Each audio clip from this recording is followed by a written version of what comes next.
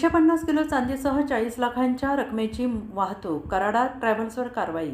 कराड शहर वाहतूक शाखेच्या कर्मचाऱ्यांनी संशयावरून केलेल्या तपासणीत एका सोने-चांदी व्यापाऱ्याच्या ट्रॅव्हल्स वाहनातून सुमारे 150 किलो चांदी आणि तब्बल 40 लाख रुपये रोख रक्कम शनिवारी आढळून आली आणि या घटनेमुळे शहरात एकच खळबळ उडाली. दरम्यान संबंधित चांदीची आणि रोख रकमेची ट्रॅव्हल्स कराड शहर पोलीस ठाण्यात आणून पोलीस आणि आयकर विभागाकडून पडताळणी सुरू करण्यात आल्याची माहिती कराड शहर पोलिसांनी दिली आहे.